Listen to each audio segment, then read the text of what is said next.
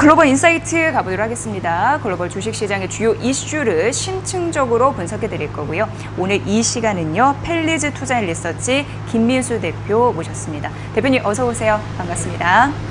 네.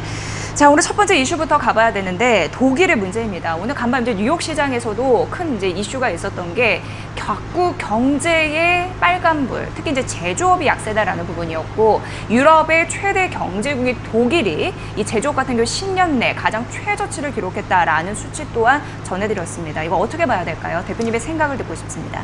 예. 네, 일단 독일 관련돼서 또 우려감이 상당히 높아지고 있는 상황들이죠. 네, 대표적으로 예.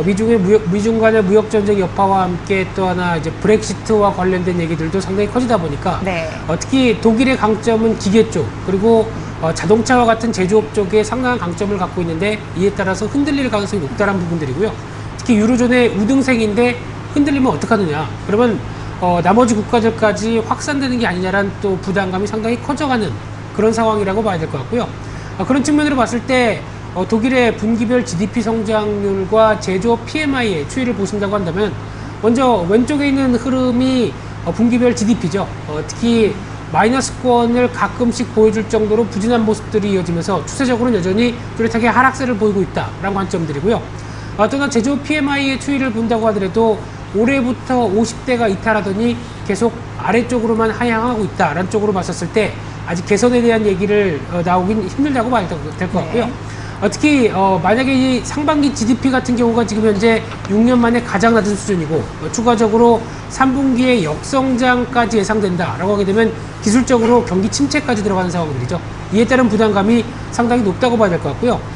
또 하나 독일 실업률과 서비스 신뢰지수의 추이를 본다고 하게 되면 무엇보다 독일 실업률 같은 경우 그나마 3%대로 보이시는 것처럼 양호한 모습들을 가져가고 있는데 소비자 신뢰지수 같은 경우는 여전히 고점에서 또 계속 밀리고 있다라는 관점으로 봤을 때 부담감이 높다고 봐야 될 것 같고요.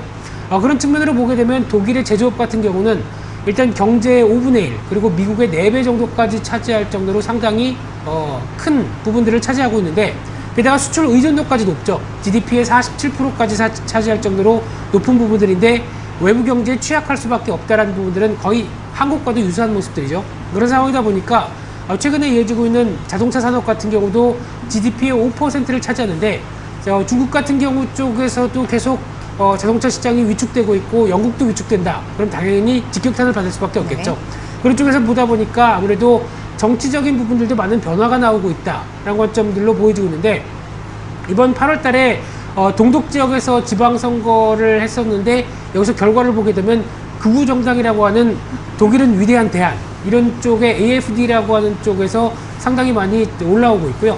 지금 현재 메르켈 총리가 유지하고 있는 연립여당의 기민당 같은 경우는 간신하게 1위를 유지하고 있다라고 하게 되면 일단 지금 같은 경우 포퓰리즘에 대한 대두의 우려감들이 상당히 크다라고 보여지는 관점 쪽에서 지금 경제 불안뿐만 아니라 이에 따라서 나오고 있는 동서독 간의 불평등 심화 게다가 난민 문제 관련돼서도 메르켈 총리가 잘 대처 못하고 있다라는 불만과 함께 무엇보다 이 경제 상황에 대한 인식들 이런 부분들이 다 여러 가지 연립여당에 대한 불확실성을 좀 키우고 있다는 쪽으로 바라보고 있고요. 예. 그러다 보니까 시장에서는 경기 부양의 확대 가능성이 좀 높지 않느냐라는 쪽으로 바라보고 있는데 미국에서 펀드 매니저들의 약 한 30%가 앞으로 경기 부양과 관련된 쪽에 어디를 봐야 되느냐라고 하게 되면 지금 거의 독일을 많이 보고 있습니다. 그만큼 통화정책은 22가 끌고 간다고 하더라도 재정정책 쪽에서 아무래도 그나마 여유가 가장 높은 독일이 뭔가 변화가 나오지 않을까라는 관점 쪽에서 이제 국채를 신규로 발행하지 않는 블랙제로 정책을 계속 유지했다가 이에 대한 부분들이 변화가 나오는 게 아니냐라는 관점 쪽에서 이 독일에 대한 앞으로의 변화를 많이 좀 바라보고 있다 이렇게 보여지고 있습니다. 네, 뭐 여기저기 적신호가 켜지고 있다라는 거 하는데 유로존의 또 최대 경제국이 독일 이런 부분으로 흔들리다 보니까 여기저기에서 이런 소리가 나는 것 같습니다. 잘 또 판단해 보셔야 될 중요 재료라서 파악해봤고 간밤 뉴욕 시장도 이 영향 때문에 좀 미끄러진 흐름들이 있었죠. 보셔야 될 것 같습니다.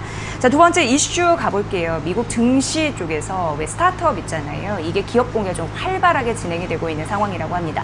인기가 있는 이유가 뭘지 대표님의 의견 듣고 싶습니다. 예. 네, 일단 최근 들어서 미국의 스타트업 올해도 계속 속속들여서 대여급이라고 하는 회사들이 IPO가 진행이 됐는데 네. 여기서 이제 중요한 부분들이 예. 그래도 한 3분의 1은 괜찮은데 3분의 2 정도는 별로 안 좋다라는 쪽도 얘기가 나오고 있고요. 예. 대표적으로 차량 공유업체 IPO를 진행했던 우버, 리프트 모두 다 우버 같은 경우는 기업 가치에 대해서 상당히 높은 기대감이 높았었죠. 그런 쪽으로 나왔었는데 지금 현재 우버의 주가 추이를 보게 되면 일봉만 본다고 하더라도 벌써 공모가 이하로 고전하고 있는 추이가 나오고 있고요. 특히 상장하고 약 한 45달러대는 계속 유지를 하다가 이번에 다시 주가가 좀 밀려서 한 30달러대 초반대에서 약간 반등하는 정도, 이 정도로 부진한 모습들을 이어간다는 게 아쉬운 모습들이고요. 그 밖에 줌이라고 하는 회사, 이 기업 화상회의 업체죠. 그 밖에 뭐 슬랙이라고 하는 사무용 메신저 기업, 그리고 또 핀터레스트라고 하는 이미지 공유 소셜 미디어, 이런 쪽의 회사들 같은 경우는 그나마 좀 선전한다고 볼 수 있는데, 대표적으로 이 핀터레스트 같은 경우도 상당히 여러 가지 또 앞으로의 성장성에 대해서 얘기를 많이 했었는데, 아직 주가는 강하게 움직이는 부분보다는 오히려 지금 공모가 25달러대 이상에서 한 번 부각을 받았다가 약간 유지하는 정도, 이 정도로만 지금 나오고 있는 상황들이 아쉽다고 봐야 될 것 같고요. 그 밖에 또 위워크라고 하는 국내에서도 눈에 띌 겁니다. 이 사무실 공유업체 같은 경우도 IPO가 진행될 걸로 봤었는데 손실이 커졌고요. 게다가 CEO라든가 기업의 지배구조 관련돼서 불확실성 관련된 얘기가 상당히 많다 보니까 이 IPO를 연기하는 게 아니냐라는 관점들이 상당히 높아지고 있고요. 그리고 관련돼서 또 최근에 대여급 스타트업으로 알려진 에어비앤비 같은 경우도 숙박 공유업체죠. 이쪽 같은 경우도 IPO를 진행을 하는데 그래도 내년 정도쯤에 하지 않을까로 바라보고 있는 상황들인데, 아직 이 부분들도 여러 가지 흐름들을 확인해야 된다는 관점들인데요. 무엇보다 2017년도 9월 달에 투자자 모집을 했을 때 당시 기업 가치가 300억 달러가 넘는 평가를 보였습니다. 그런 관점 쪽에서 작년 3분기도 한 10억 달러 이상으로 매출을 나오지 않았을까라는 쪽으로 바라보면서, 특히 최근에 또 이어지고 있는 백야드라고 하는 외형을 확장하면서 이 단기 임차인과 관련된 숙박을 제공한다라는 서비스들도 추가적인 성장 모멘텀이 아니냐라는 관점적으로 보여주고 있고요. 그러다 보니까 에어비앤비의 평가가 오히려 기존의 호텔 쪽보다 지금 화면에서 보시는 것처럼 저희가 잘 아는 힐튼이나 아니면은 메리어트, 뭐 인터컨티넨탈 이런 호텔 체인보다 훨씬 더 높게 2017년도까지는 평가를 받았었습니다. 그래서 기대감은 상당히 높아지는 모습들인데, 하지만 최근 들어서 나오고 있는 각국의 규제가 또 나오다 보니까 에어비앤비의 입지도 약간 좀 축소되고 있는 상황들이죠. 화면을 보시게 되면은 미국이나 영국 그리고 유럽이나 중국 모두 다 어떤 호스트에 대해서 거주를 해야 된다. 왜냐하면 관리라든가 어떻게 보면 범죄에 관련된 쪽에서 어떤 타격이 나올 수가 있기 때문에 호스트는 거주해야 된다는 관점과 함께 연간 숙박일도 규정을 하고 있죠. 이런 어떤 각국의 규제가 나오는 상황들이 이어지다 보니까 아무래도 성장성에 대한 우려감이 조금 더 커진다고 봐야 될 것 같고요. 네.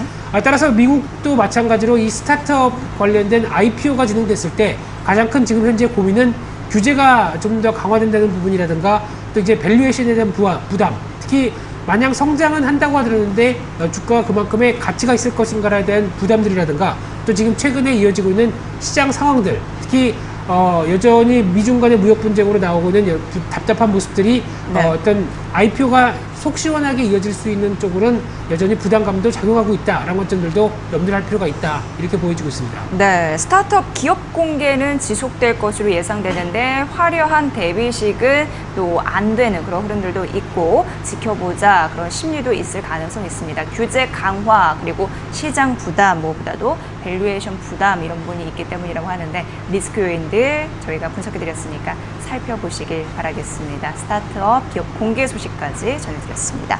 자, 글로벌 인사이트 함께했고요. 펠리즈 투자인 리서치 김민수 대표와 함께했습니다. 잘 들었습니다. 고맙습니다. 감사합니다.